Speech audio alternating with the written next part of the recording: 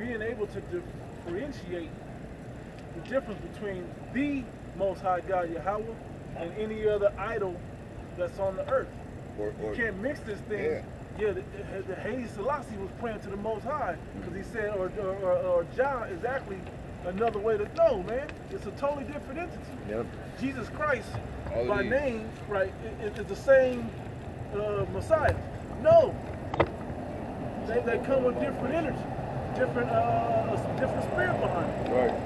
Yeah, the ones of our people who still follow this dude, they're not being fed food that is convenient for them. Right. They're still thirsty, searching. You know, they're naked. Yep. All that, man. Okay. Naked. I mean, naked in the sense of they don't have coverings of understanding. You know, that'll keep them safe and warm and so on and so forth. Like this truth does for you, because it's wisdom. Okay. Well, when the famine comes, well, okay. Or when the martial arts come, well, okay, I understand. I'm covered on those topics. I understand that this and that is going to happen. I understand not to do this or to do that. They're drunk, right? Like the scripture says, they are drunken, but not with wine. Not with strong wine. Yep. You know, man, they're under a hard spell, man. Okay, and it takes a miracle, which that's what the scriptures do. They perform miracles on us.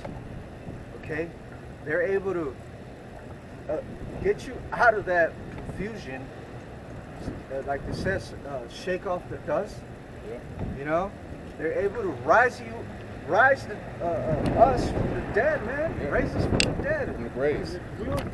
If you fall away from he that shall remain in the congregation. There you go, bro. You shall remain in the congregation. And then what was the other one that you were once? Gentiles giving away to these dumb idols. Yeah, I'm glad you said Gentile. I got something real quick. Acts 21 and 25. And as touching the Gentiles, which is the Israelite foreigners, as touching the Gentiles was believed, we have written and concluded that they observe no such thing, save only that they keep themselves from things offered to idols, and from blood, and from strangle, and from fornication. And this was the short list that Paul had when you start to clean yourself up. Right. Start with those basics. Right. And basically, it was telling about dietary laws, certain laws to keep, dietary laws, the fibers and all of those kind of things, and away from idols. But then gaining, as you grow in the knowledge of Yahweh Shai, that list of things will begin to grow. Same thing as today. Yep. You know, someone coming into the faith that's been quickened with the spirit. Stop eating pork. Right. Stop eating shrimp and lobster and shellfish. Catfish. Stop eating those things. All right. Stop praying unto Jesus and celebrating Christmas and then Halloween and fucking New Year's Day and all of the Valentine's. What's the other one? Mother's Day. Easter. It's a progression. Yeah. Right. Yep. You know, it starts with, you know, the basic understanding, acknowledging that you were in sin, that you were defiled, you were unclean, the way that you were accustomed to. You start to learn that those are not the way that the Lord approved of. Even was that in Acts where it says, the times where the Lord winked at your ignorance, and now He called for all men to repent. So that's the process where you start to make that progression. Because we're supposed to be a holy people, which means, what does it mean to be holy? It means to be separate,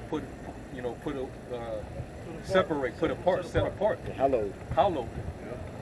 You know, so those steps are taken to become more and more holier to the Lord.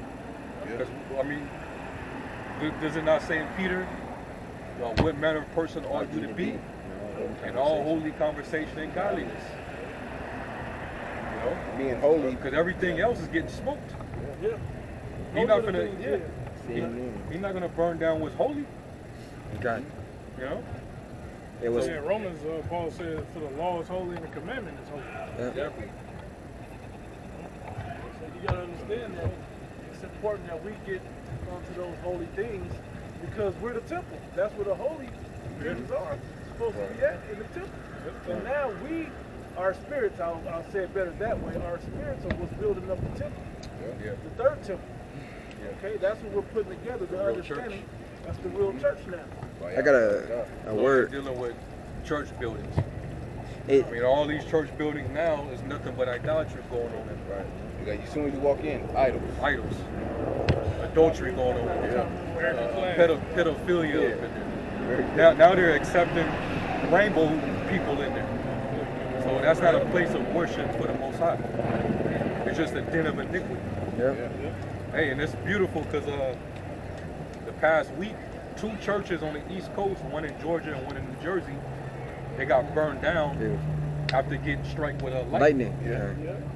You know they were doing heavy witchcraft, heavy There's wickedness. a lot of wickedness in the church. Seems like one or two. Probably some sodomite shit going on. Yeah. Who knows? It's always a sodomite choir director. Good. The Lord burned both of them down. All within a week. The same week in 2 different states. That's just the start, baby. Yeah. The Lord ain't finna, he's finna, you know, the Lord's making it, he's finna make his rounds, man. People gonna start to know. We already been vocal about it for years, starting with our elders and their elders. We've already been vocal about this. We've been out there on the streets warning you. Now the Lord is starting to warm up now. Starting to take action. Starting to take action, you know. And people are still not in fear. So that's why the Lord's he's going to push it even, the Lord's going to take it up a notch. Okay? People ain't getting the memo, man. Yep. This was Isaiah 55:1, the brother actually grabbed. It says, "Oh, everyone that thirsteth, come ye to the waters, that ye, and he that have no money, come ye, buy and eat. Yea, come buy wine and milk without money, without price. Yep. Wherefore do ye spend money for that which is not bread?" Yeah, the water is basically just truth. Yeah. You know, y'all trying to say in John 7 chapter, you know. Young brothers can come in some. Yeah, trying to stay on this side of that line. Truth, basically, truth is living waters. Yeah. You know, I'm paraphrasing. I got this one. I had another piece, like I'll read it right quick and we'll go right back. Ephesians chapter 5, verse 26.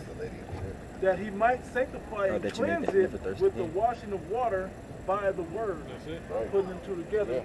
That's how you're baptized through the understanding of these scriptures. Yeah. But you gotta wash away all the.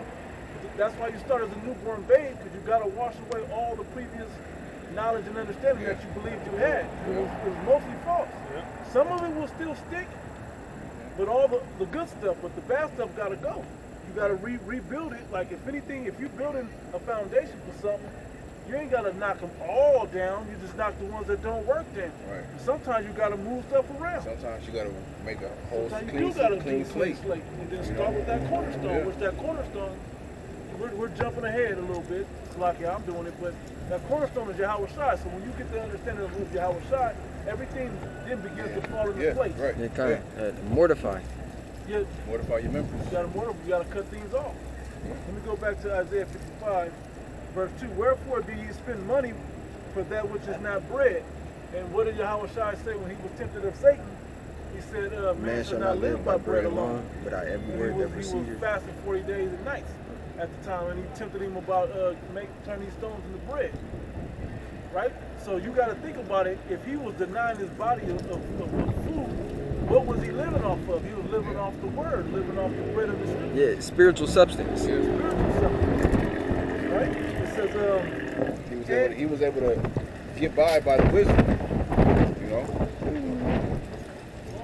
Yeah, we're not selling. You know, we're not selling the truth for money, for physical money. Actually, your time and attention, to Yahweh Shem Yahshua, that's your payment. and I had this precept earlier, I'll just quote it now, which was Matthew the 6th chapter. It says, lay not up your treasures in heaven, where moth and rust do corrupt, and where thieves can break through and steal. These worldly possessions can all be taken away. He said, but lay up for yourselves treasures upon heaven, where neither moth nor rust do corrupt, meaning your time, your energy, your belief, your free time, give it to this, and it's laid up in a place. You put your effort towards it, it's laid up in a place with the Heavenly Father that nobody will say, well, thieves do not break through and steal.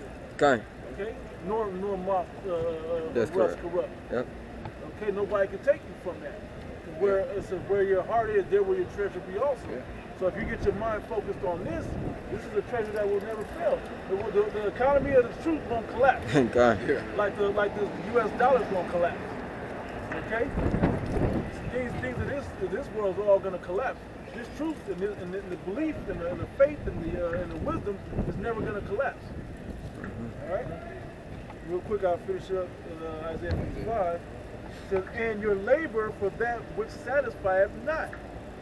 Hearken diligently unto me, and eat ye that which is good." This wisdom, right? Yeah, hey, it goes You back got to the whole scroll. take it word of my life, yeah. Yeah, he's at the roll, Second and third chapter. Yeah. Yep. The whole world. It's the whole roll. which is back bread. Yep. It's sort of like a scroll, you know. Yeah. Okay. It's a roll. It's rolled up. It's twofold. Okay. Anyway, it says, hearken diligently unto me, and eat ye that which is good, and let your soul delight in itself in fatness. Yeah, because that fatness, man, is that layer of protection you have. That wisdom will meet you in every situation. Now, I don't have to go through it and get all beat up, scraped up. You can see it coming a mile away. The wisdom will prevent you in certain situations. Okay, you see a marshal. If we all saw a lion coming down the street and he's roaring and attacking people, a pack of them, let's say, right? What would wisdom tell us? Just hang out and just stay still, or to leave? Like the rest of the people, oh, lions. Even if 6-footed Roy's ass was out here with him, we still ain't gonna trust him. Time to get up out of here. Right. Well, that's the same type of thing, or at least to go up there where they can't get to you. You know, something beyond just waiting around. Let's see what happens. Being stupid like most people are gonna do. People are gonna wait around till the destruction comes, and it's gonna catch them. Well, Jake always do that when some shit about to go down. Yeah. They wait around. Take out their Wait phones. around and see it take Trying to their get the phone. last little view. Yeah. With this Just wait, round, wait they around get the last before the view. niggas start shooting. Yeah. Yep. And they getting up That getting nigga shot. said he was going to the car. Let's see Let's what he see do. if he do it. Man, as soon as the nigga go for his bag, go to the sideline, reach for his bag, yo, It's time to go. he's gonna start inching towards the door, see if he's bluffing. Oh, this nigga's not bluffing. He's really digging in there. He's gonna go and bounce out. No? Could you read that again, Bubba? Yep, that whole second verse. Okay. I got you. It says, Isaiah 55 verse 2, "Wherefore do ye spend money for that which is not bread, and your labor for that which satisfieth not?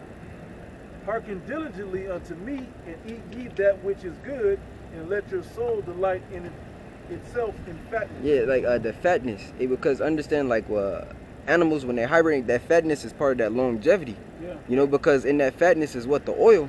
And understanding the oil in our walk is what? The wisdom, man. Is what's going to allow us to sustain. Yep. Mhm. Like when bears hibernate, they, I think squirrels too, they overeat. Yep.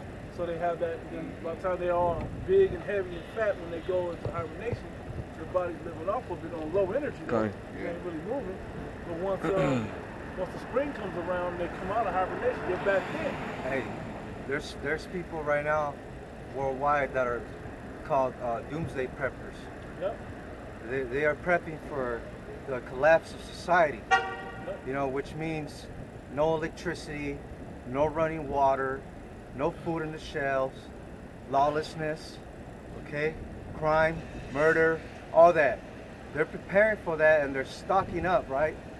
They're stocking up on ammo, on food, water, all that, okay?